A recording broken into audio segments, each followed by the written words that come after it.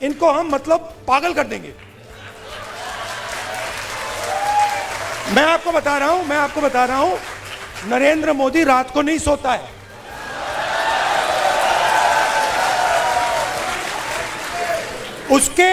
उसके अलग अलग कारण है। उसका एक ऑब्वियस कारण है और उसके बहुत सारे हिडन कारण भी हैं। आपने देखा अमित शाह सो कॉल्ड, क्या कहते थे उसको पहले, चाणक्य, और क्या कहते थे, Sardar Patel, तड़ीपार। Where has he disappeared? वो भाग गया। ये जो लड़ाई होगी ये अलग अलग लेवल पे होती है। अभी आपने 4 एक्सप्रेशन सुने, अलग अलग पर्सपेक्टिव सुने।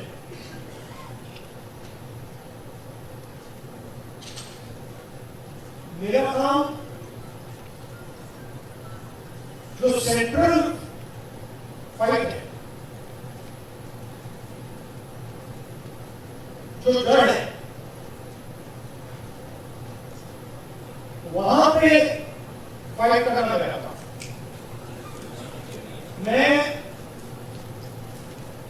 तो मुझे मेरे लिए आइडियोलॉजिकली लड़ाई किस बात की है और आइडियोलॉजिकल स्ट्रक्चर क्या है वो समझना बहुत जरूरी है।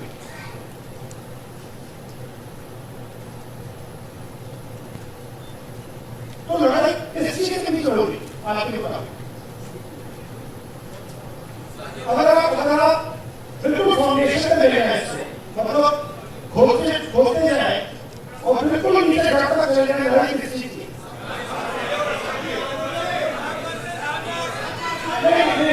देखिए जवानी बोर्ड से यहाँ है, उससे नीचे जाइए।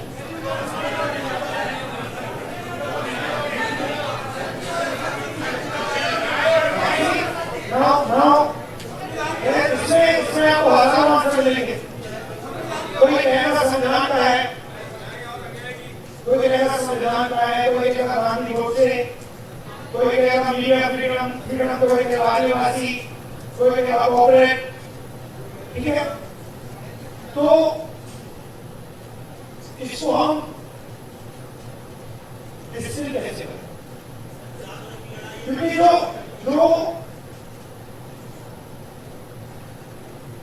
अगर इसको डिस्टिल नहीं करेंगे तो जैसे भी आवाज आएगी कैसे आवाज है, कोई भी चलाएगा उसको कैंसिल दूसरी आवाज कर देगी। तो आवाज नहीं रहेगी, बट आवाज की लॉजिक नहीं दिखेगी। तो this one भैया it's not coming properly, we can use this one. नहीं है, लाइव में नहीं है, लाइव में वो कह रहे हैं कि लाइव में वो नहीं आ रहा। तो नहीं, वो बात तो यू वीडियो इट, ठीक है। नहीं, I am more comfortable there.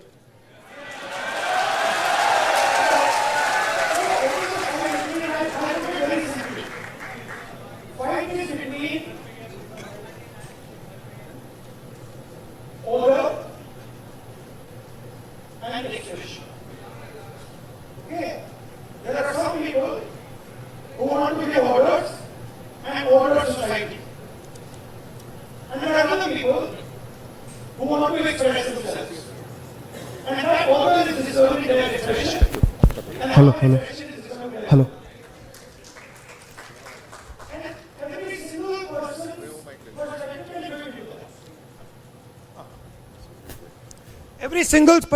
Every single person's perspective can fit into that. If you look at what was happening at Jantar Mantar, students want to express themselves. They are in pain and they want to express themselves, and the government says no. We are going to create order in Jantar Mantar, you cannot express yourselves. Today, a lady came to me whose daughter has been raped and killed in Uttarakhand 4 years ago. She's crying, she's trying to express herself.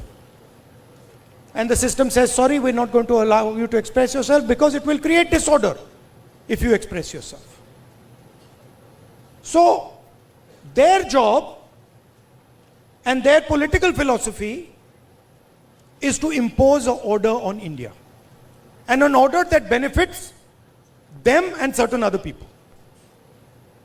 And our job is to make India express itself and break that order. It's not complicated. I'll show you. Sandeep, can you give me an order?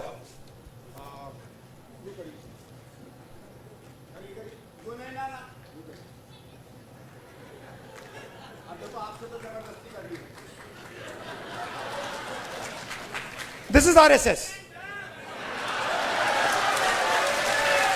This is रचनात्मक कांग्रेस. एक और order दो भाई. हाथ मिलाने का order दे दो. चलो सिंपल कर देते हैं.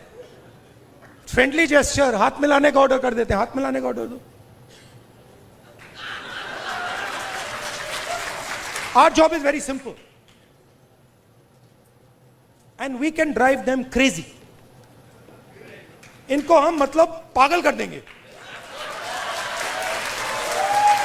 मैं आपको बता रहा हूं, नरेंद्र मोदी रात को नहीं सोता है.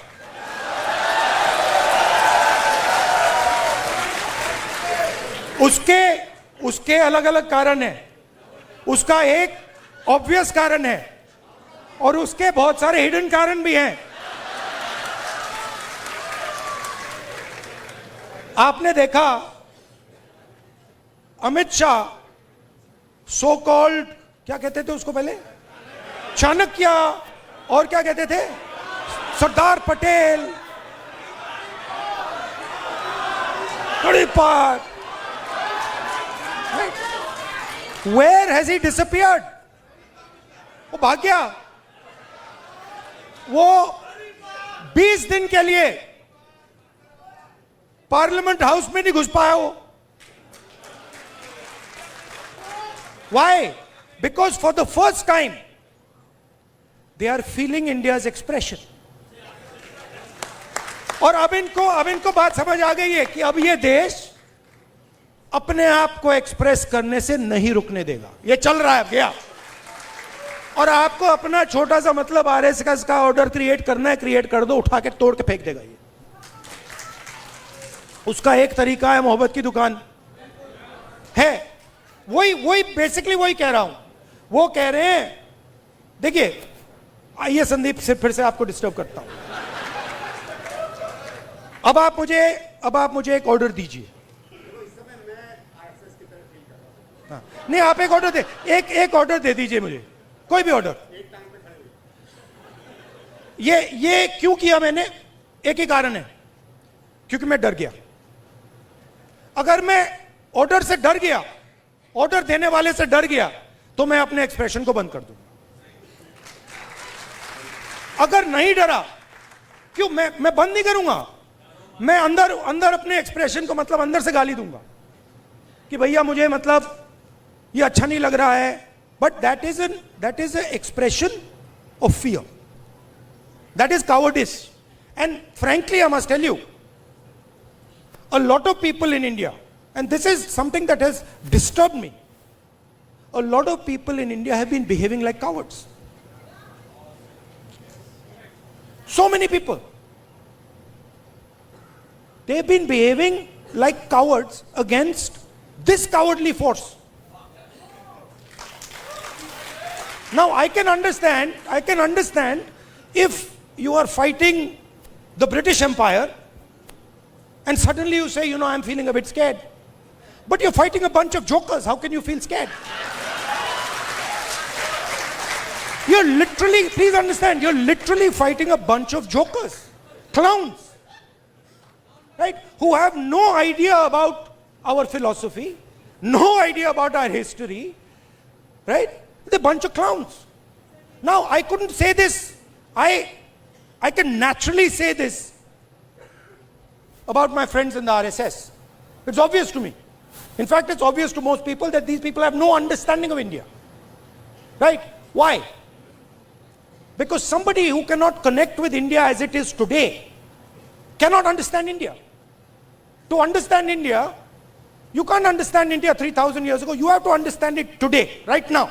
And to understand it today, the only way to understand it today is if you understand its expression. These people, please watch them. Please watch them. I'll show you. Bhaiya, 3-4 of you come here. आइए अभी आइए. Just come. Just stand like this. Just stand next to him. Just stand next to him. Just come. Stand here. Now do that RSS salute. That one. How do you do it? Just do it. Just do it. Just do the RSS salute. See, they're not taking the order. Right? But this is what that structure looks like. This is what the RSS looks like mentally, conceptually. Now let me show you the Congress. Let me show you. No, they are now, suddenly they became the Congress. See? So these people, what have they done? What is the magic trick? The RSS has been utilized, has been captured and been utilized by large capital. Okay? Please understand. Large capital, Mr. Ambani, Mr. Adani, these guys have captured the RSS. The RSS ceased to exist long ago. What was the RSS? The RSS was the expression of the small Indian businessman. Goldsmith, jeweler, Banya, that was the RSS. That died. It's gone. Today the RSS is an instrument of Mr. Adani. That's all it is. And they stand there with their lathis and all making a fool of themselves. Hindi में बोलूं, मेरा कहना है RSS क्या था? RSS जो छोटा businessman था, मैंने स्टडी की ये बात, जो छोटे छोटे बिजनेस वाले थे, मिठाई की दुकान चलाते थे, सोनार थे, लोहार थे, इनकी फोर्स थी. उनको तो उन्होंने धोखा दे दिया, मार दिया. वो तो सब मर गए. आरएसएस ने डीमोनेटाइजेशन कर दिया, जीएसटी कर दी और अपने ही लोगों को धोखा दे दिया, खत्म कर दिया. उसके बाद क्या हुआ? शुरुआत कैसे हुई? शुरुआत वाजपेयी जी के टाइम में प्रमोद महाजन ने की. कैपिटल इंजेक्शन को आरएसएस के अंदर उसने डाला, पहला फर्स्ट स्टेप. और second step Narendra Modi. Final corporatisation of RSS और Narendra Modi. It's obvious. RSS as original force is dead. We are not fighting. They finish, they gone. Now RSS is a instrument of large capital. They are servants of Mr. Adani, just like Mr. Modi is servant of Mr. Adani. Now, what is our problem? Our problem, which has now to a great extent been resolved, that my friends in the media have been captured by them. It's a big problem, because they will come and tell me, sir, we don't like what is happening. But we have to, they tell me, I'm telling you, we have to feed our children. हमें भी नौकरी करनी है. मेरे मतलब वो prime minister house के सामने पुलिस वाला है, मेरे कान में विस्पर कर रहे हैं, भैया इनको हटाइए, आप यहां से इनको हटाइए. वो मुझे हटा रहा है और मेरे कान में कह रहा है, भैया इनको हटाओ. मैंने कहा ये क्या बात कर रहे हो? नहीं, हमारी नौकरी है, हमें काम करना है. Understand.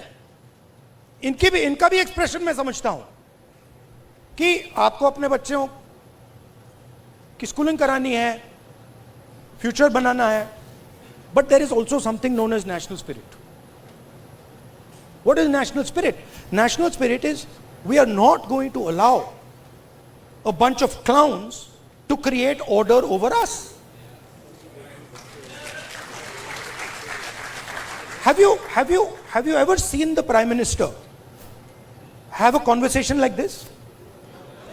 Have you ever wondered? आपने कभी सोचा है कि प्रधानमंत्री प्रेस कॉन्फ्रेंस क्यों नहीं करते हैं? ये मेरे लिए नहीं सुनिए, ये मेरे लिए पहले बड़ी सरप्राइजिंग चीज थी। मैं सोचता था कि इसके पीछे कोई मार्केटिंग की स्ट्रेटेजी है, कुछ है। फिर मैं भैया उनके साथ कमरे में बैठ गया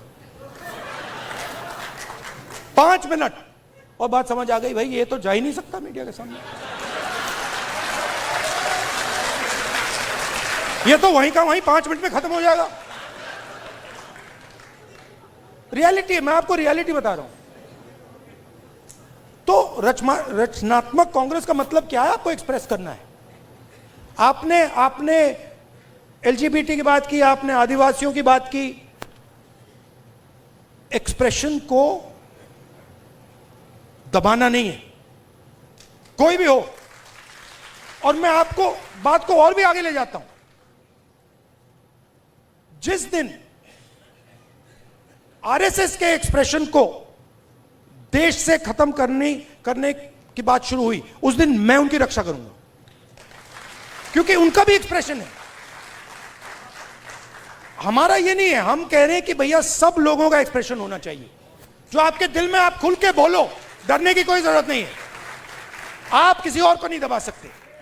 आप ये नहीं कह सकते कि भैया देखो आप सिख हो तो आप गुरु नानक की बात नहीं कर सकते, आप मुसलमान हो तो आप अल्लाह की बात नहीं कर सकते, आप जैन हो तो आप महावीर जी की बात नहीं कर सकते, आप हिंदू हो तो आप शिव की बात नहीं कर सकते। नहीं, जिसको जो बात करनी है, जो भी जिसके भी दिल में है, उसको बोलना चाहिए। उसके बाद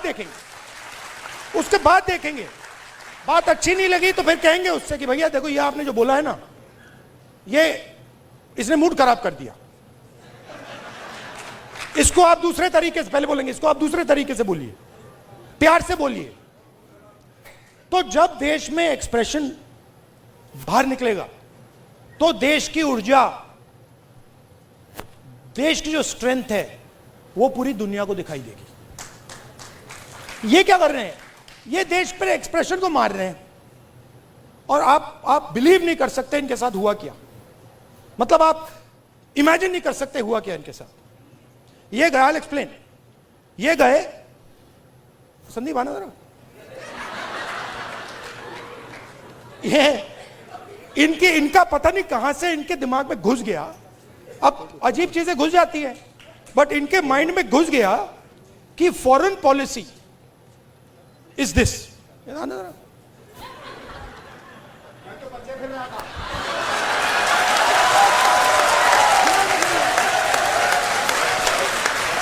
अब पता नहीं किसने डाला, कहां से घुसा कि भाई फॉरेन पॉलिसी का मतलब imagine the ignorance foreign policy. एक चीज पूछ सकता हूं? हाँ, मिलनी समझ के तो नहीं पकड़ा था? I have not reached there yet. But पता नहीं कहां से घुस गया कि फॉरेन पॉलिसी का मतलब नेताओं से गले लगना। मैं छोटा था, मैं आपको पता नहीं अंदर की बात है, बोलनी चाहिए नहीं बोलनी चाहिए, मां गुस्सा हो जाएंगी शायद, बट ठीक है मैं बोल देता हूं, फिर आप संभालना उनको। तो मैं छोटा था, हम अमेरिका गए, एक्सप्रेशन की बात हो रही है तो कह देता हूं, हम अमेरिका गए। मैं आपको ये बात इसलिए बता रहा हूं कि लीडर क्या होता है, मैं ये समझाने की कोशिश कर रहा हूं। तो हम अमेरिका गए, मैं 12 साल का था, प्रियंका, मैं, मेरी मां, दादी प्राइम मिनिस्टर थे। गले मिलने की बात हो रही है ना। तो स्टेट डिनर था, ऑफिशियल डिनर था। तो दादी और माँ ऑफिशियल डिनर पे गए, हम बच्चे थे तो हमें मतलब छोड़ दिया घर, हम खेल रहे थे। 2-3 घंटे बाद दादी वापस आई और दादी कहती हैं कि सोनिया, इन अमेरिकनों ने ना मुझे बिल्कुल बेवकूफ समझ रखा है। तो मां कहती है, मां दादी को मम्मी कहती थी, तो मां कहती है मम्मी वाई? और मेरी दादी कहती है तुमने नोटिस नहीं किया कि जिस रंग की मेरी साड़ी थी उसी रंग का ड्रेस नैन्सी रेगन पहनी थी। मतलब आप अपने दोस्त के घर नहीं जा रहे हो, इस काम में हिंदुस्तान का प्राइम मिनिस्टर दोस्ती नहीं करता है, उसको दोस्ती से कोई इंटरेस्ट नहीं है, उसको अपने देश की रक्षा करने का काम करता है। अब इनके दिमाग में पता नहीं कहां से घुस गया कि ये मेरे दोस्त हैं। वो गले लगने लग गए, थोड़ी देर बाद हो जाता है कि भैया ये मेरा दोस्त है, गले लग लिए 3 बार, दोस्त होगा। वो पीछे से पकड़ लिया उन्होंने। हाँ, वो 2 मिनट में देखो, ये सोच रहे कि मेरे बड़े फ्रेंड हैं, है ना, ये सोचे मेरे बड़े फ्रेंड हैं, ये मैं अपने आप को इनका फ्रेंड नहीं मानता हूं, तो ये आ रहे गले मिलने, मैं आ रहा हूं गला पकड़ने। और मैं आपको बता रहा हूं, नरेंद्र मोदी को 2 मिनट में लपेट लिया। अब इमेजिन हुआ क्या, इमेजिन हुआ क्या। एक साइड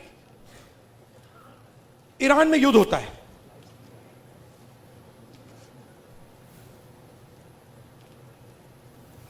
हिंदुस्तान के लिए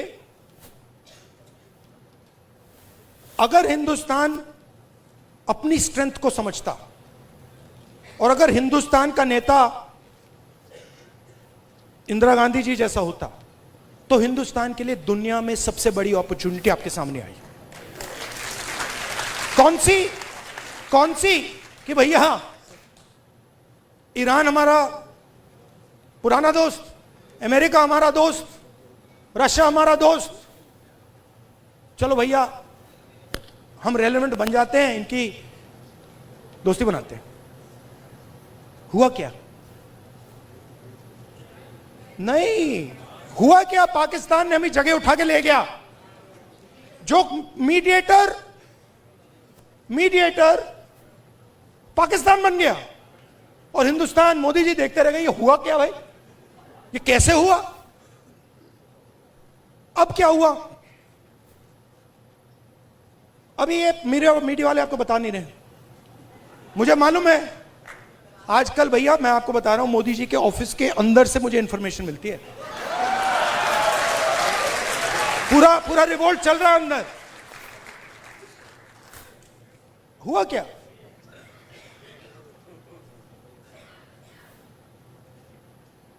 हमारी पेट्रोलिंग एरिया में चाइना ने अरुणाचल में हमें पेट्रोलिंग करने से मना कर दिया कि भैया हाँ ठीक है, वो सब बात ठीक है, ये आपकी जमीन है, मगर आप यहां पेट्रोलिंग नहीं कर सकते।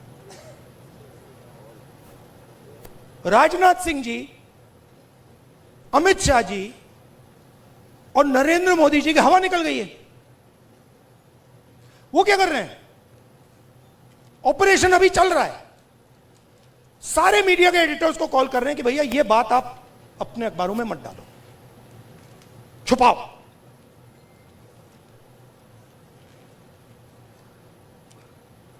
सीधा बिना सोचे समझे देश का नुकसान कर रहे हैं।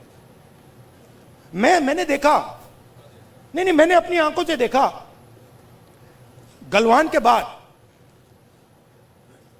प्रधानमंत्री आए, जूम कॉल थी, प्रधानमंत्री कहते हैं हिंदुस्तान की जमीन का 1 इंच चाइना ने नहीं लिया।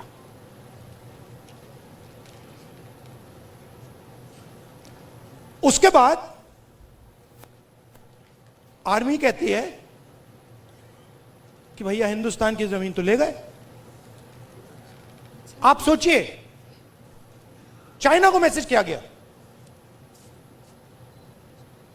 चाइना के नेगोशिएटर्स ने हमारे नेगोशिएटर से कहा कि आप क्या बकवास कर रहे हो, आपके प्रधानमंत्री ने बोला हमारी आपकी जमीन नहीं गई। फैक्ट बोल रहा हूं आपको। आर्मी कह रही है कि भैया हमारी जमीन गई, चाइना का नेगोशिएटर कह क्या बकवास कर रहे हो, तुम्हारा तो प्रधानमंत्री कह रहा है नहीं गई है, जाके उनसे बात करो। तो इन्होंने इंटरनली देश को खत्म कर दिया है, फॉरेन पॉलिसी उड़ा दी है, और सारा का सारा काम अपना जो पॉलिटिकल स्ट्रक्चर है उसको फाइनेंस करने के लिए, अदानी जी का पैसा लेने के लिए ये उन्होंने किया है। अब ठीक है, पहले क्या था, मूड खराब था, आप लोगों में भी मूड खराब था। मेरे पास लोग आते थे, भैया ये कब होगा, कब खत्म होगा, कब खत्म होगा, इसमें तो 10 साल लग जाएंगे। अब तो नहीं बिलीव करते ना, है ना, अब तो हो गया ना। हाँ। क्योंकि अब कांग्रेस पार्टी, ऑपोजिशन, सबका एक्सप्रेशन चालू है, अब नहीं रुकने वाला वो क्या। हाँ, thank you, tata, good bye. और मैं आपको बता रहा हूं, आप लिख लो, जिस दिन तक नरेंद्र मोदी अपना इस्तीफा नहीं देंगे, अमित शाह नहीं हटेगा, उस दिन तक नरेंद्र मोदी और अमित शाह नहीं सो पाएंगे।